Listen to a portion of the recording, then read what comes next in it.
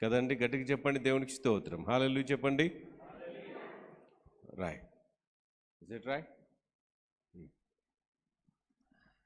Last week నేను మీకు ఒక విషయాన్ని చెప్పాను. ఏం చెప్పినాను? లాస్ట్ వీక్ నేను చెప్పిన వర్తమానం ఏంటి? ఏమైనా అర్థమైందా? అంత్యకాల మోసం మరియు అంత్యక్రీస్తు వ్యవస్థ. This was our topic. Last week నేను కొన్ని విషయాలే చెప్పాను, అక్కడికి ముగించాను. కారణం ఏంటంటే ఓ టాపిక్కి there are lot of points ఉంటాయి. అన్నీ ఒకే రోజు ఒకే గంటలో మనం అన్నీ చెప్పలేము. కొన్ని వివరించుకుంటూ వస్తే తప్ప అన్ని విషయాలు మనకి అర్థం కావు. ఈరోజు కొంచెం డీప్గా నేను మిమ్మల్ని తీసుకెళ్ళాలని అనుకుంటున్నాను. అదేంటంటే అంత్యకాలపు మోసం, అంత్యకాలాల్లో చివరి దినాల్లో జరిగే మోసం. మనం చాలాసార్లు అనుకుంటాం మోసం జరగదేమో, కానీ జరిగే మోసము ఎక్కడి నుండి జరుగుతుంది నీకే అర్థం కాకుండా మొత్తం మోసం అయిపోయిన తర్వాత నీకు అర్థమవుతాడు, అరే నేను మోసపోయాను, సో ఇలాంటిది చాలా విషయాలు జరుగుతుంటాయి. అయితే దేవుని సంఘానికి, ఎవరికి? దేవుని సంఘానికి చెప్పండి అందరూ. మోసపుచ్చడానికి అనేక ఆత్మలు ప్రయత్నం చేస్తూ ఉంటాయి. ఎవరైతే ప్రభువైన యేసుక్రీస్తుని అంగీకరించారో, ఎవరైతే ప్రభువైన యేసుక్రీస్తుని అంగీకరించి ఆయన ఒక మార్గం గుండగా నడవాలని ప్రయత్నం చేస్తున్నారో వారి జీవితంలో అనేకమైన మోసాలు జరగటానికి ఆస్కారం కనబడుతూ ఉంటుంది. మనము ఉత్తగానే నమ్మి చెప్పండి, ఏం చేసి నమ్మి మోసపోతాం. మోసపోవటానికి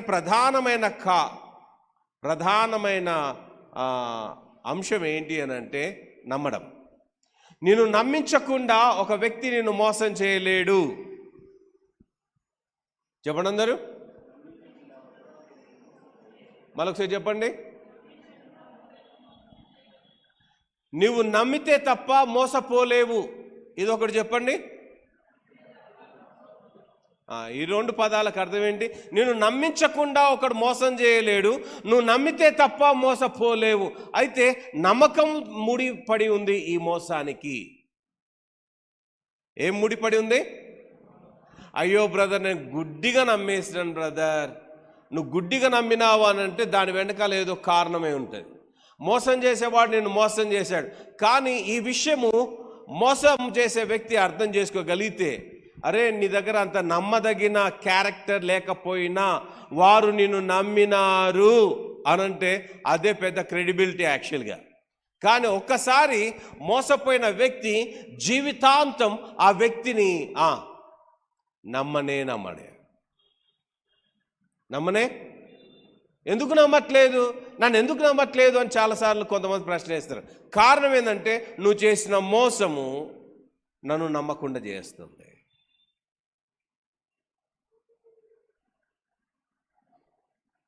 అర్థమవుతుందా నేను ఏం చెప్తున్నాను? ఈరోజు నేను కొంచెం డీప్గా చెప్పాలనుకుంటున్నాను. అదేంటంటే నేను మోసపోవద్దు. చెప్పండి అందరూ, గట్టిగా చెప్పాలి.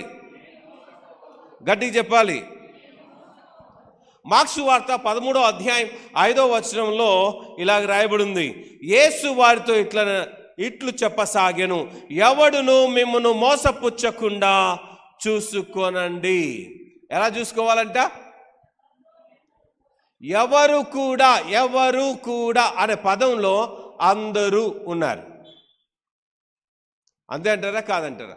ఎవ్వరు నిన్ను మోసం చేయకుండా చూసుకో అనంటే మనము మోసపోకుండా ఉండటానికి జాగ్రత్త పడాలి. దేవుని కంటే ఎక్కువగా నువ్వు ఎవరినైనా నమ్మినా, ఎవరినైనా ప్రేమించినా, ఎవరినైనా ఏదైనా చేసినా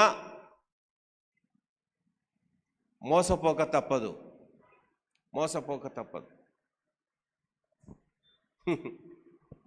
మోసపోవటానికి కారణాల్లో మొట్టమొదటి కారణం ఏంటి చెప్పండి? నమ్మడం. చెప్పండి అందరూ. నమ్మడం. చెప్పండి అందరూ. రెండవది ఆశపడడం. చెప్పండి అందరూ, గట్టి చెప్పండి. నీ ఆశ ఏంటో తెలుసుకునే మోసగాడు నేను మోసగించడానికి ప్రయత్నం చేస్తాడు. నువ్వు దేని మీద ఆశపడుతున్నావు, దేనికి ఆశపడుతున్నావో ఆ ఆశను వాడు తెలుసుకుంటాడు మొట్టమొదలుగా. ఆహా, ఈ వ్యక్తికి ఇలాంటి కోరిక ఉంది, ఇలాంటి ఆశ ఉంది, సో వి వాంట్ టు వీడిని ఇలాగ మోసం చేయవచ్చు. నేను ఒక విషయాన్ని బాగా ఆలోచన చేసినాను. మోసపోయేటప్పుడు నువ్వు మీద పడి మోసపోతావు. ఎప్పుడన్నా గమనించినారా? మోసం చేసేవాడు కూడా వద్దు అనేటట్టుగానే మాట్లాడుతూ ఉంటాడు, లేకుంటే ఇట్లా కొంచెం దూరం పెట్టినట్టుగానే ప్రవర్తిస్తూ ఉంటాడు. కానీ వాని మోసంలో, వాని ఉచ్చులో నువ్వు పడిపోయిన నీవు అది దక్కించుకోవటానికి నువ్వు చేసే ప్రయత్నం వాని మీద పడి పడి పడి పడి మొత్తం సమర్పించేసుకుంటావు. వాడు మొత్తం మోసం చేసి అంత అయిపోయిన తర్వాత ఇది మోసం అని తెలవటానికి నీ కళ్ళు తెరుచుకోవటానికి ఎంతో టైం పడుతుంది. అంత లోపట నీ జీవితంలో సగం నాశనం అయిపోతుంది. మళ్ళీ నువ్వు రికవరీ కావటానికి, నువ్వు సెట్ కావటానికి చాలా టైం పడుతుంది. ఎందుకు ఈ మాట చెప్తున్నాను తెలుసా? యేసు ప్రభు నీతో చెప్తూ ఉన్నాడు. ఏమని చెప్తున్నాడు? యేసు వారితో ఇట్లా, నేను ఎవడును మిమ్మును మోసపుచ్చకుండా చూసుకోండి. ఎవరు కూడా నేను మోసం చేయకుండా చూసుకో, మోసం చేయకుండా చూసుకో, మోసం చేయకుండా చూసుకో, మోసం చేయకుండా చూసుకో, మోసం చేయకుండా జాగ్రత్త పడు అనంటే మనం అస్సలే జాగ్రత్త పడం. సంసోను మోసపోవటానికి కారణం, ఒక అభిషక్తుడు, దేవుని చేత ఎన్నిక చేయబడ్డవాడు, ఒక ప్రణాళిక చొప్పున వచ్చినవాడు మోసపోవటానికి కారణం దెలీలా అని అనాలా, లేక సంసోను లోపట్నే ఉన్న కామవాంఛ అని చెప్పాలా?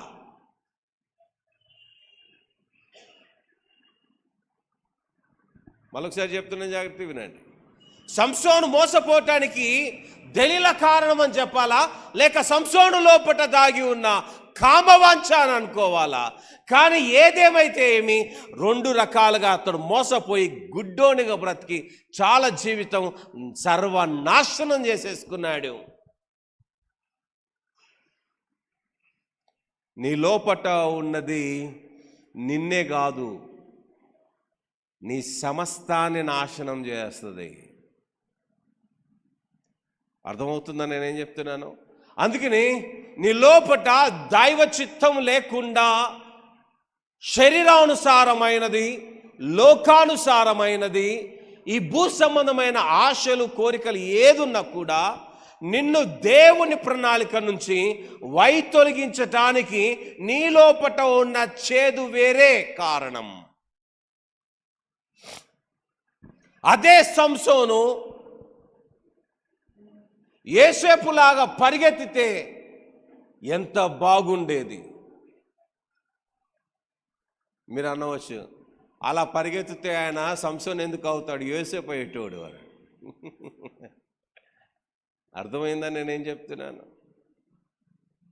సంసోను యొక్క జీవితము మనకు నేర్పిస్తూ ఉంది. సంసోను యొక్క జీవితము మనకొక గుణపాఠమై ఉన్నది. అదేంటో తెలుసా? నువ్వు దేవుని చిత్తానికి విరుద్ధమైన దాని మీద ఆశపడుతూ ఉన్నావు గనుక సైతానునికి దొరికిన ఛాన్స్ ఏంటంటే దేవునికి విరుద్ధమైన దాని మీద ఇతడు ఆశపడుతున్నాడు. ఆ ఆశను చూపించుకుంటూ మెల్లగా వీరిని బయటికి లాగేసేసి పూర్తిగా దేవునికి దూరం చేసేస్తా. Very simple. ఒక కప్పను చంపాలి అని అనుకుంటే సైంటిస్టులు ఇద్దరు కలిసి ప్రయత్నం చేశారంట. బాగా మసల పెట్టిన, చెప్పండి, బాగా మసలు పెడుతున్న నీళ్ళలో బ్రతుకున్న కప్పనేశారంట. కానీ అది దన్నని జంప్ అయి వెళ్ళిపోయిందంట. ఏమైపోయింది? జంప్ చేసి కప్ప వెళ్ళిపోయింది. కానీ తర్వాత ఏం ఆలోచించారంటే, ఇట్లా కాదు, చల్లటి నీళ్ళల్లో కప్పను పెట్టారంట. ఆ కప్ప చల్ల నీళ్ళలో మంచిగా ఇట్లా అట్లా ఆడుతుందంట. అయితే దాని కింద చిన్నగా మంట పెట్టినారంట, చాలా చిన్న మంట. చెప్పండి, చాలా గట్టి చెప్పండి, చాలా చిన్న మంట పెట్టినారంట. ఆ చిన్న మంట కొంచెం కొంచెం కొంచెం కొంచెం ఆ నీళ్ళను వేడెక్కిస్తూ ఉన్నాయంట. ఆ నీళ్ళు మెల్లమెల్లగా మెల్లమెల్లగా గోరువెచ్చగా అవుతున్నాయంట. కానీ దాంట్లో ఉన్న కప్ప ఆ చల్లదనంలో నుంచి గోరువెచ్చకి వెళ్ళటానికి మెల్లగా తన శరీరం కూడా మెల్లగా అలవాటు పడుతూ ఉందంట. అలవాటు పడి మెల్లగా ఇవి మసలడం మొదలైనాయంట. అది కూడా దాంట్లో ఉండిపోయిందంట. ఆ నీళ్ళ నుంచి బయటికి రాలేక కప్ప దాంట్లోనే చనిపోయింది.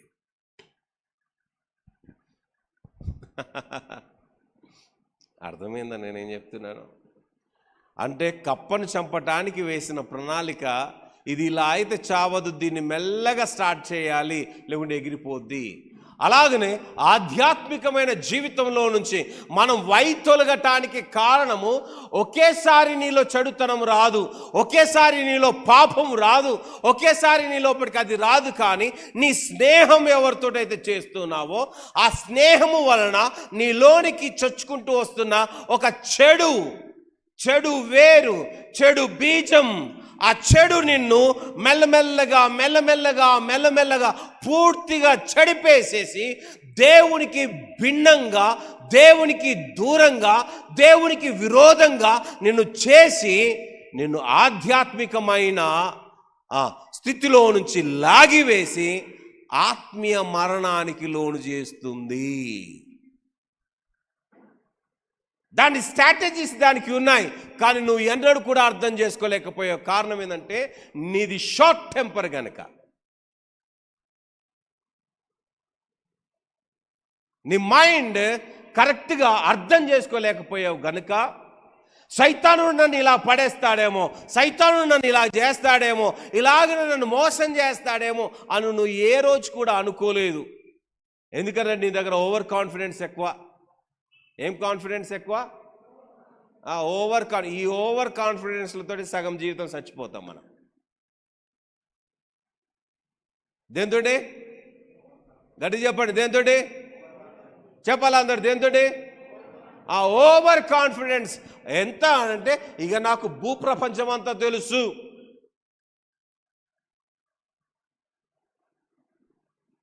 ఇది చాలా సాటానిక్ ధోరణి. ఫస్ట్ వాడు నువ్వు నేర్చుకోవాల్సిన అవసరమే, నీకు అన్నీ వచ్చేసు. ఎగ్జామినేషన్లో పోయి పేపర్ పెడితే అప్పుడు ఏం రాదు, ఇంటికి వచ్చి ఏడుస్తాడు, ఇది రాలే అది రాలే. నీకు వచ్చన్న ఫీలింగ్తో ఉన్నావు కదా. ఎగ్జామ్కి పోక ముందు ఫీలింగ్ ఎట్లా ఉంటుంది, ఎగ్జామ్ వచ్చిన తర్వాత ఫీలింగ్ ఎట్లా ఉంటుంది. ఫెయిల్ అయిపోయిన తర్వాత అప్పుడు తల పట్టుకొని కూర్చొని అన్నీ వచ్చా అనుకున్నాను, అన్నీ వస్తాయి అనుకున్నాను, నేను పాస్ అయిపోతా అనుకున్నాను. ఇది నీ ఓవర్ కాన్ఫిడెన్స్. ఎగ్జామినేషన్కి ప్రిపేర్ అవుతున్న నీవు లాస్ట్ మూమెంట్ వరకు, ఫస్ట్ చాప్టర్ నుంచి లాస్ట్ చాప్టర్ వరకు ప్రతి పార్ట్ని, ప్రతి దానిని నువ్వు ప్రిపేర్ అయితే తప్ప ఎగ్జామినేషన్లో పాస్ కాలేదు. ఒకవేళ పాస్ అయినా కూడా మెరిట్ మార్క్స్ రాకపోవచ్చు. నువ్వు ఫస్ట్ క్లాస్లో పాస్ కావాలి అయితే దానికి నువ్వు శ్రమ పెట్టవలసింది ఎంతగానో ఉంది. అలాగనే ఆధ్యాత్మికమైన జీవితంలో పాపిష్టి జీవితాన్ని జీవిస్తున్న నీవు ఆధ్యాత్మిక జీవితంలో ఉన్నతమైన స్థితికి, ఆ స్థితికి నువ్వు చేరుకోవాలి అని అంటే ఈ జీవితం నీకు సరిపోదు. అర్థమైందా నేనేం చెప్తున్నాను? అందుకే లేఖనాలు ఏం చెప్తున్నాయి తెలుసా? యేసు వారితో ఇట్లనే చెప్పసాగాను, ఎవడును మిమ్మును మోసపుచ్చకుండా చూసుకో. నేను ఎవడు మోసపుచ్చకుండా చూసుకో. చివరికి నీ శరీరం, చెప్పండి, చివరికి నీ శరీరము నిన్ను మోసం చేయకుండా చూసుకో. చివరికి అనే మాట ఎందుకు అంటున్నాను తెలుసా? ఈ చివరి దాకానంటే దీంట్లో అన్ని లైన్లు ఉంటాయి. నీ ఫ్రెండ్స్ ఉండవచ్చు, నీ కొలీగ్స్ ఉండవచ్చు, నీ బంధువులు ఉండవచ్చు, నీ ఆత్మీయులు ఉండవచ్చు, నీ కుటుంబీకులు అందరూ ఉండవచ్చు, లాస్ట్కి నీ భార్య, నీ పిల్లలు వీళ్ళు ఉండవచ్చు. వీళ్ళే కాకుండా లాస్ట్కి నీ శరీరం. ఎందుకంటే అపోస్తలుడైన పౌలు చెప్తాడు, ఏమని అంటున్నాడు ఆయన? నాలోనే నాకు తెలియని మరొక నియమం నాకు కనబడుతుంది, అది నన్ను ఈడ్చుకొని పోతుంది అని అంటున్నాడు ఆయన. అంటే నీ శరీరమే నిన్ను ఇంకోవైపుకు లాక్కొని పోతుంది. అది అనంటే నీ ఆత్మ చెప్పినట్టుగా నీ శరీరం కూడా వినే పరిస్థితిలో లేదు. అక్కడ దాకా వచ్చాం. చివరికి నీ శరీరమే నిన్ను మోసం చేసే పరిస్థితి దాకా రా. అందుకే యేసుప్రభు అన్నాడు, యేసు వారితో ఇట్లా చెప్పసాగాను, ఎవడును మిమ్మల్ని మోసపుచ్చకుండా చూసుకోండి. లేఖనాల్లో అద్భుతమైన మాటలు నేను మీతో పంచుకోవాలనుకుంటున్నాను.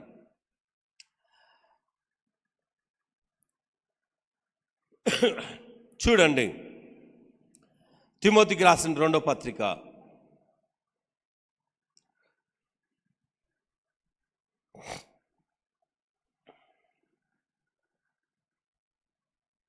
తీసినారా? క్షమించాలి, తిమోతికి రాసిన 2వ పత్రిక కాదు, 2వ తెస్సలోనియులకు రాసిన పత్రిక. తెస్సలోనియులకు రాసిన 2వ పత్రిక, బైబిల్ తెరవాలి, 2వ అధ్యాయం 9వ వచనం నుండి 12వ వచనం వరకు చదువుదా. నశించుచున్నవారు తాము రక్షింపబడుటకై సత్య విషయమైన ప్రేమను అవలంబింపకపోయిరి. చెప్పండి, సత్య విషయమైన ప్రేమను అవలంబింపకపోయిరి. లాస్ట్ సండే నేను ఈ స్క్రిప్చర్ చెప్పాను, కానీ సడన్గా ఆ టైంలో మన కరెంట్ పోయింది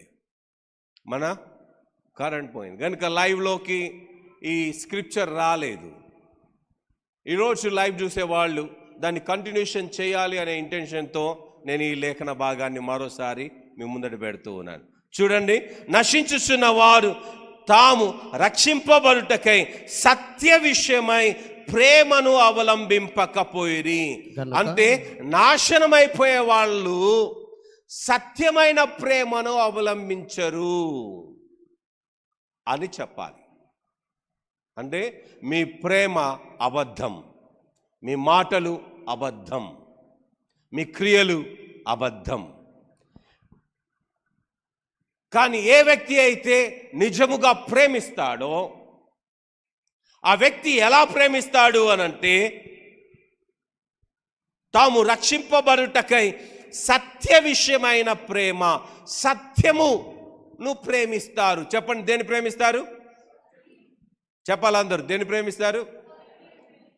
సత్యాన్ని ప్రేమిస్తారు. వారి ప్రేమ సత్యముగా ఉంటుంది. ఈ సత్యం ఏంటి? నేనే మార్గం, నేనే సత్యం, నేనే జీవం. అబద్ధాన్ని ప్రేమించరు.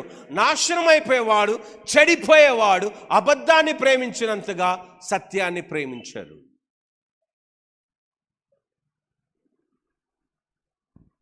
అందుకే ఇంకేం రాయబడింది చూడండి,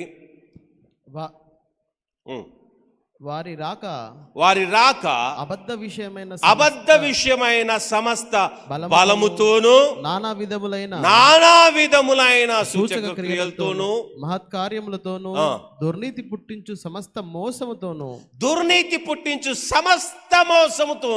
నశించుచున్న వారిలో సాతాను కనపరచు బలమును నశించిపోతున్న వారిలో సాతాను కనపరచు బలమును అనుసరించి యుండును. చాలా మంది వారి జీవితాన్ని నాశనం చేసుకోవడానికి కారణం ఏంటి తెలుసా? సైతాన్ వాడిని ఆవరించినాడు. సైతానుడు వాడిని అబద్ధంలో ముంచినాడు. సైతానుడు వాడిని మోసంలో ముంచినాడు. ఆ మోసపోయే వ్యక్తి సత్యమునందు కాకుండా అబద్ధములో వాడు జీవించడం ప్రారంభించినాడు. గనుకనే వాడి జీవితం మోసపూరితంగా మారిపోయింది, నాశనానికి దారి తీసింది. చెడిపోవుటకు కారణమైంది. నువ్వు చెడిపోవటానికి కారణాల్లో మొట్టమొదటి కారణం అదేంటి తెలుసా? దుర్నీతిని పుట్టించు సమస్త మోసముతోను నశించుచున్న వారిలో సాతాను కనపరచు బలమును. అంటే మోసం చేసే బలము నీకు వచ్చేసింది. ఇదో టైప్ ఆఫ్ సాటనిక్.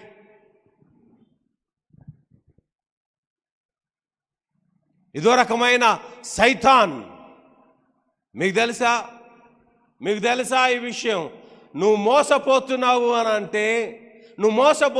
అంటే సైతాను నిన్ను దారి తప్పించేసినాడు అని అర్థం. సత్యంలో నువ్వు లేవు అని అర్థం. అంతా అయిపోయిన తర్వాత దేవుడు నాకేం చేశాడు అని ప్రశ్నార్థకంగా చాలామంది మాట్లాడుతూ ఉంటారు. కానీ మరి నువ్వేం చేశావు? నువ్వు ఉదయకాలం లేచి తెల్లవారుజామున ప్రార్థన చేసిన జీవితం నీకు ఉన్నదా? నువ్వు ఎన్నడూ చేయవు. ఉదయాన్నే లేవగానే బైబిల్ తీసి చదివే మనస్సు నీకుందా? ఆ మనస్సు నీకు ఉండదు. విశ్వాసులతో సహవాసం చేసే మనస్సు ఉందా? అది నీకు ఉండదు. ఏది నీకు ఉండదు. కానీ ఒకరోజు మోసపోయిన తర్వాత నువ్వు ఏమంటావు? దేవుడు నాకేం మేలు చేశాడు, దేవుడు ఉంటే నాకు ఇట్లా చేస్తాడా? మరి నువ్వు చేసినేమో చక్కగా ఉందని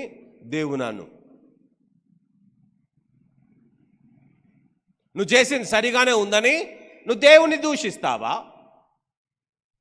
అందుకనే ఇక్కడ రాయబడిన మాటలో 11వ వచనం ఇలా రాయబడింది, ఇందుచేత సత్యమును నమ్మక. తీయండి అందరు బైబిల్. దుర్నీతి యందు అభిలాష గల వారందరూ శిక్షా విధి పొందుటకై. ఆగండి. ఎందుచేత మీరు అబద్ధాన్ని నమ్ముతున్నారు, అసత్యాన్ని ప్రేమిస్తున్నారు, మోసాన్ని మీ హృదయంలో నివసింపజేస్తూ ఉన్నారు, మార్పు లేకుండా జీవిస్తూ ఉన్నారు. దుర్నీతి పుట్టించు మోసముతో నశిస్తున్న మీకు, సైతాను కనపరచు బలములో ఉన్న మీకు, ఇందుచేతే సత్యమును నమ్మక దుర్నీతి యందు అభిలాష. ఏ ఆశ నీకు? సత్యమును నమ్మని ఆశ, దుర్నీతి యందు ఆశ, చెడ్డ విషయాల్లో ఆశ. నువ్వు పరిగెత్తి దేనికోసం పరిగెత్తుతున్నావు అనంటే చెడు వాటిని చూడటానికి పరిగెత్తుతున్నావు, చెడు వాటిని చేయటానికి పరిగెత్తుతున్నావు. నీ జీవితం అంతా చెడు కోసం నువ్వు మోసపుచ్చుకుంటున్నావు. గనుకనే నీకు శిక్షా విధి కలుగుతుంది. ఏం కలుగుతుందంట? నీకు శిక్షా విధి పొందుట. గట్టి చెప్పండి, ఏం కలుగుతుందంట? ఆ శిక్షా విధి వచ్చినప్పుడు దేవా ఏమైపోయినావు అది అని నువ్వు అనటానికి హక్కు నీకు లేదు. కారణం ఏం తెలుసా? దానికి కారకురాలివి నువ్వే.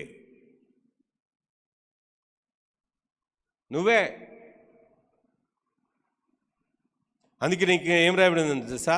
అబద్ధమును నమ్మునట్లు మోసము చేయు శక్తిని దేవుడు వారికి పంపుచున్నాడు. అంటే అర్థమైంది తెలుసా?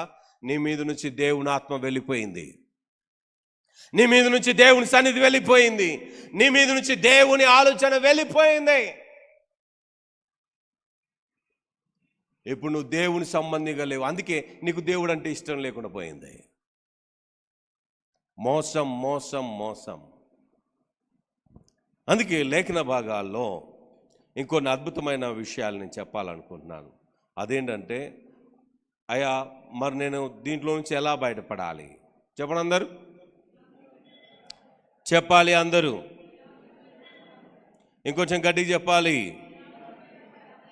ఇంకోసారి చెప్పండి. నేను ఎలా ఇలాంటి మోసాల్లో నుంచి బయటపడాలి? ద ఫస్ట్ పాయింట్ చెప్తున్నాను, మళ్ళొకసారి జాగ్రత్త వినండి. యోహాను సువార్త 16వ అధ్యాయం చూడండి. యోహాను సువార్త 16వ అధ్యాయం తీసారా? యోహాను సువార్త 16వ అధ్యాయం 13వ వచనం. అయితే అయితే ఆయన అనగా సత్యస్వరూపి అయిన ఆత్మ అందరు తీసి వచ్చినప్పుడు మరొకసారి చెప్పాలి. అయితే ఆయన ఆ అనగా అనగా సత్యస్వరూపి అయిన ఆత్మ వచ్చినప్పుడు సత్య స్వరూపియగు ఆత్మ వచ్చినప్పుడు మిమ్మును సర్వసత్యంలోనికి నడిపించును. మిమ్మును సర్వ సత్యంలోనికి నడిపించును. ఆయన- మరొకసారి చెప్పండి. అనగా ఆయన సత్య స్వరూపియగు ఆత్మ మీ మీదికి వచ్చినప్పుడు ఆయన మిమ్మును సర్వ సత్యములోనికి, చెప్పండి గట్టిగా, సర్వ సత్యంలోనికి. ఇంకోసారి గట్టి చెప్పండి. సర్వసత్యంలోనికి నడిపించును. The number one is you should have the Holy Spirit. పరిశుద్ధాత్మ దేవుడు నీకు కావాలి. ఏ వ్యక్తి అయితే పరిశుద్ధాత్మ అక్కర్లేదు, భాషలు అక్కర్లేదు, లేక పరిశుద్ధాత్మ క్రియలు అక్కర్లేదు అని అనుకుంటాడో వాడు అసత్యంలో ఉంటాడు. వాడు మోసపుచ్చు ఆత్మ చేత బ్రతుకుతాడు. ఎందుకంటే వాడు సత్యస్వరూపియగు ఆత్మను స్వీకరించే మనస్సు వాడికి లేదు గనక. అందుకే మనకు కావాల్సింది ఏం చెప్పండి, చెప్పాలి. మనకేం కావాలా చెప్పాలా అందరూ, చెప్పాలా అందరూ, నోరు తెరిచి చెప్పాలా. సత్య స్వరూపియగు ఆత్మ, పరిశుద్ధాత్మ మనలోకి వచ్చినప్పుడు మనల్ని ఏం చేస్తుంది, సర్వ సత్యంలోనికి నడిపిస్తుంది.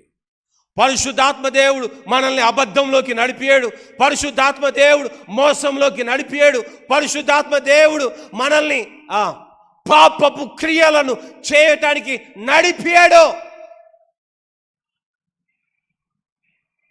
అది సైతానాత్మ, అది సైతానాత్మ.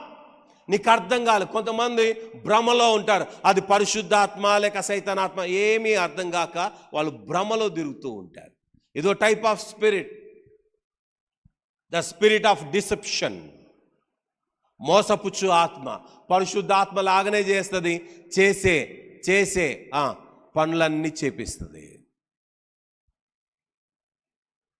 చేసే పనులన్నీ చేపిస్తుంది. పరిశుద్ధాత్మ నిన్ను అలా చేపియదు. పరిశుద్ధాత్మ దేవుడు నిన్ను తెల్లవారుజామునే ఆయన సన్నిధానంలో వెతికేటట్టుగా చేస్తుంది, ఆరాధించేటట్టుగా చేస్తుంది, సత్యాన్ని అనుసరించేటట్టుగా చేస్తుంది, సత్యం మాట్లాడేటట్టుగా చేస్తుంది. ఒకవేళ నువ్వు అబద్ధం మాట్లాడినా నీ మనస్సాక్షి ఒప్పుకోదు. ఏ రోజైతే నీ మనస్సాక్షి చచ్చిపోయిందో నువ్వు అబద్ధం చెప్పడానికి నువ్వు వెనక తీయవు. వెనక తీయకుండా అబద్ధాల మీద అబద్ధాలు చెప్తున్నావు అని అంటే ఒక విషయం గుర్తుపెట్టుకో, నువ్వు మోసపుచ్చు ఆత్మకి నీ హృదయంలో చోటిచ్చావు. మోసపుచ్చే ఆత్మకి నువ్వు చోటిచ్చావు. దాంట్లోంచి నువ్వు బయటికి రావాలా. లేఖనాల్లో మొట్టమొదటిగా పరిశుద్ధాత్మ చేత, సత్యస్వరూపియగు ఆత్మ చేత నువ్వు నింపబడినప్పుడు ఆ ఆత్మ నిన్ను సర్వసత్యంలోనికి నడిపేస్తుంది. సత్యం మాట్లాడతావు. ఈ సత్యం మాట్లాడే వాళ్ళు ఎక్కడ పడితే అక్కడ ఇమిడి ఉండలేరు, గుర్తుపెట్టుకోండి. నిజం మాట్లాడే వాళ్ళు ఎక్కడ పడితే అక్కడ ఉండలేరు. వాళ్ళని ఎవరు ఇష్టపడరు, గుర్తుపెట్టుకోండి. వాళ్ళని ఎవరు ఇష్టపడరు. సత్యం మాట్లాడే వాళ్ళు ఎవరికి అక్కరలేదు.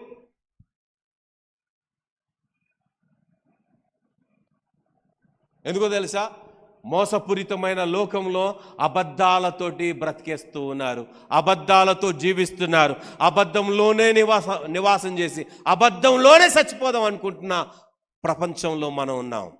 ఒకవేళ పొరపాటును లేచి ఇదిగో నువ్వు చేసింది అబద్ధం, ఇది తప్పు అన్నాం అనుకోండి, దోషులం మనమే కానీ వాళ్ళు కాదు. యోహాను తల నరకబడటానికి కారణం ఏంటి? ఏ పాపం చేసినాడని ఆయన తల నరకబడింది? నీది తప్పు అనటానిక?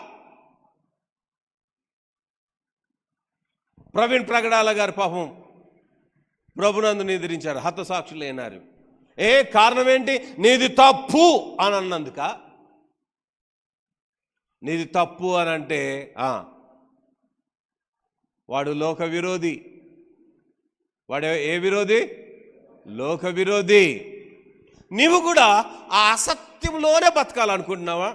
ఆ మధ్యలో ఒక పెళ్లికి వెళ్ళాం. ఆ పెళ్లిలో చాలా గ్రాండ్గా సెలబ్రేషన్ జరుగుతుంది. నేను చెప్తున్నాను, మీరు నమ్మండి నమ్మకపోండి, పెళ్ళిలో ఏమి ఇచ్చినారు తెలుసా? పెళ్ళి, క్రైస్తవ పెళ్ళి. ఏం పెళ్ళి? క్రైస్తవ పెళ్ళి. అందరికీ చిన్న చిన్న గ్లాసులు ఇచ్చారు. ఏంటిది అది?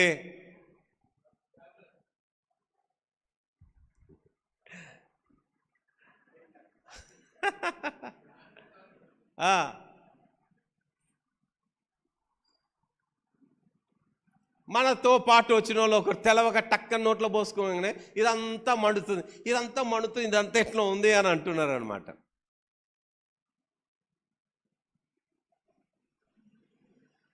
ఏంటది? అక్కడ నవ్వు తెలుసా? అని నవ్వుకుంటా హాయ్ అని అంటారు. ఇదంతా దొంగ నవ్వు. ఇదంతా ఏం నవ్వు? ఇదంతా మేము చూసినాము, నేను సిప్పడు చూసినాం. ఈ నవ్వులో రియాలిటీ లేదు, ఈ బతుకులో రియాలిటీ లేదు, ఈ కథలో రియాలిటీ లేదు. ఇదంతా ఏంటి? ఇదంతా డ్రామా. ఆ నవ్వు అబద్ధమే, ఆ బ్రతుకు అబద్ధమే. ఈ మోసపూరితమైన బ్రతుకులు అవన్నీ చూస్తూ ఉంటే మళ్ళీ వాళ్ళు వేసుకొని ఎక్కువ గట్టిగా నవ్వుకుంటా వాళ్ళని చూస్తుంటే, వాళ్ళ హృదయాలను చూస్తే అబ్బా వీళ్ళు ఎంతో చీకట్లో బ్రతుకుతున్నారు.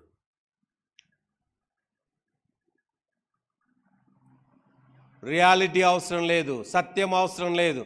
ఎందుకో తెలుసా? సత్యము మాట్లాడి సత్య ప్రకారంగా జీవించమంటే మేము బ్రతకలేము అని అంటారు. అందుకే అబద్ధపు సాక్ష్యాలను పలికేవారు, అబద్ధాలను పలికేవారు దేవుని రాజ్యాన్ని వారు స్వతంత్రించుకోలేరు అని బైబిల్ రాయబడింది. మాట్లాడితే సత్యం మాట్లాడు, నిజం మాట్లాడు, యథార్థంగా జీవించు. నిన్ను ఎవరు మెచ్చుకున్నా, ఎవరు మెచ్చుకోకపోయినా, ఎవరు నీతో ఉన్నా, ఎవరు నీతో లేకపోయినా, క్రీస్తు యేసుని అంగీకరించిన నీవు సత్యాన్ని అనుసరించు. సత్యాన్ని అనుసరించు. బైబిల్ వాక్యం చెప్తుంది. ఏం చెప్తుందో తెలుసా? యోహాను సువార్త 8వ అధ్యాయం 32వ వచనం. అందరు తీయాలి, చూడండి. యోహాను సువార్త 8వ అధ్యాయం 32వ వచనం. అప్పుడు సత్యం మిమ్మును స్వతంత్రులనుగా చేయునని చెప్పగా 31వ వచనం చదవండి. కాబట్టి యేసు తనను నమ్మిన యూదులతో 31వ వచనం అందరు చదవాలి. Where is your Bible? తీయండి బైబిల్ దేవరండి అందరు. కాబట్టి యేసు తనను నమ్మిన యూదులతో మీరు నా వాక్యమందు నిలిచిన వారైతే, మీరు నా వాక్యమందు చెప్పండి అందరు, మీరు నా వాక్యమందు. మరొకసారి చెప్పాలి, మీరు నా వాక్యమందు. మరొకసారి చెప్పాలి, మీరు నా వాక్యమందు నిలిచిన వారైతే నిజముగా నాకు శిష్యులు అవుతారు. అంటే మరొకసారి చదివిన మాట మొదటి నుండి. కాబట్టి యేసు తనను నమ్మిన యూదులతో, ఆగండి ఇక్కడ, తనను నమ్మిన యూదులు. అరే బాబు, మీరు నన్ను నమ్ముతున్నారు కానీ నమ్మడంతో జరిగేదేమీ లేదు. మీరు నన్ను నమ్ముతున్నారు కానీ మీరు నా వాక్యమందు నిలిచి ఉంటే, చెప్పడం మీరు నా మరోసారి దేంట్లో నిలబడాలి? బ్రదర్ నేను చర్చికి వెళ్తున్నా, ఎవరికి కావాలో నువ్వు వచ్చే చర్చికి?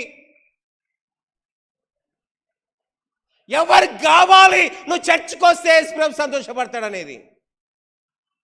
యేసు ప్రభు కోరుకునేది నువ్వు చర్చికి రావడమే కాదు, నువ్వు ఆయన వాక్యంలో నిలబడాలి. ఎక్కడ నిలబడాలి? గట్టిగా, ఇంకొంచెం గట్టిగా. వాక్యములో నిలిచి ఉంటే అప్పుడు మీరు నాకు నిజంగా శిష్యులు అనబడతారు. నిలబడకపోతే, వాక్యంలో నిలబడకపోతే, వాక్యం ఉండకపోతే, వాక్యం లేకపోతే, వాక్యం లేని జీవితం, చర్చికొచ్చే జీవితం అంతా ఒకటేనా?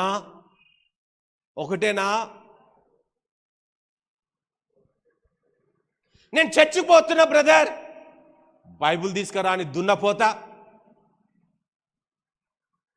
బైబిల్ తీసుకొని రాకుండా ఎందుకు వచ్చావు? బైబిల్ అక్కర్లేదా నీకు? యేసు యొక్క వాక్యంలో నువ్వు నిలబడి ఉండకపోతే నువ్వు ఆయనకు శిష్యులు కాలేవు.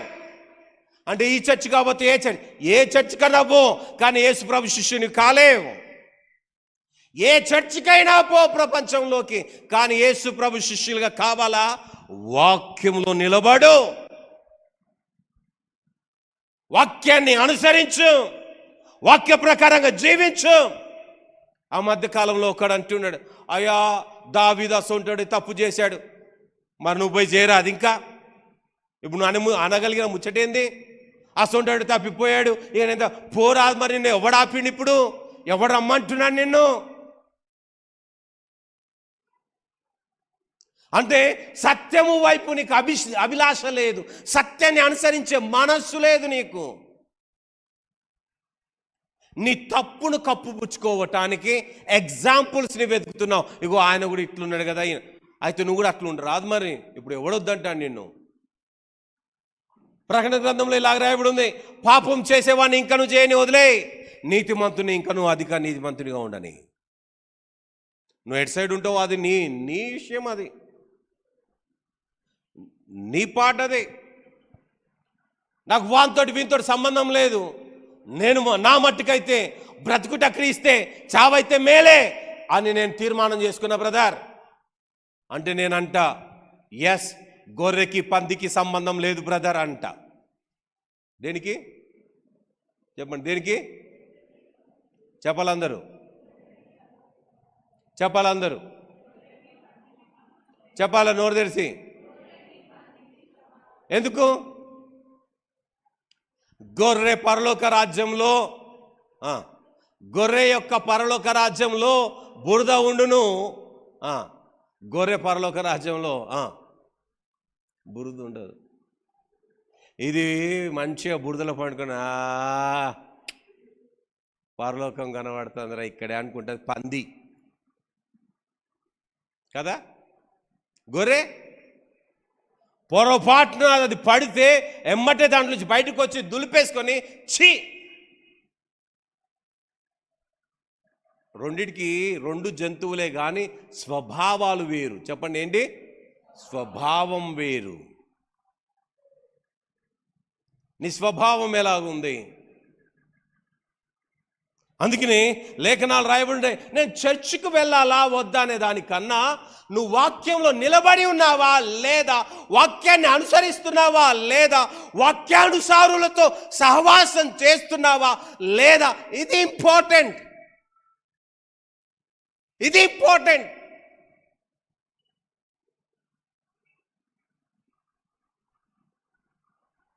అర్థమైందా?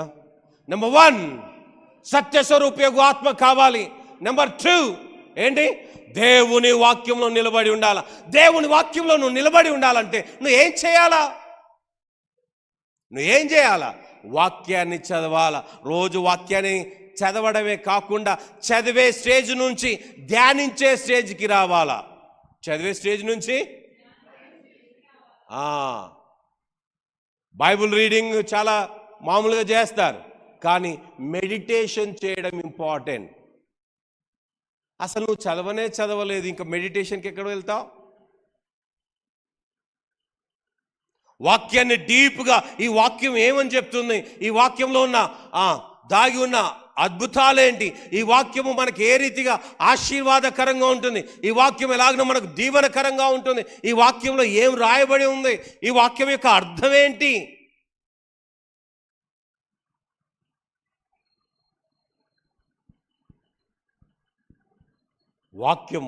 వాక్యం చదవాలి. మీకు చెప్తున్నాను, జాగ్రత్తగా వినండి. అద్భుతాలు స్వస్థతల మీద ఆధారపడేవాడు ఎక్కువ కాలం నిలబడడం చాలా కష్టం. కానీ ఎవడైతే వాక్యాన్ని, పరిశుద్ధాత్మ దేవుణ్ణి బేస్ చేసుకొని నిలబడతారో వాడు మాత్రం నిలబడగలుగుతాడు. హల్లెలూయా, గట్టి చెప్పండి హల్లెలూయా, హల్లెలూయా. నెంబర్ 1 ఏంటది? పరిశుద్ధాత్మ పూర్ణులు కావడం. నెంబర్ 2 దేవుని వాక్యంలో నిలబడి ఉండడం.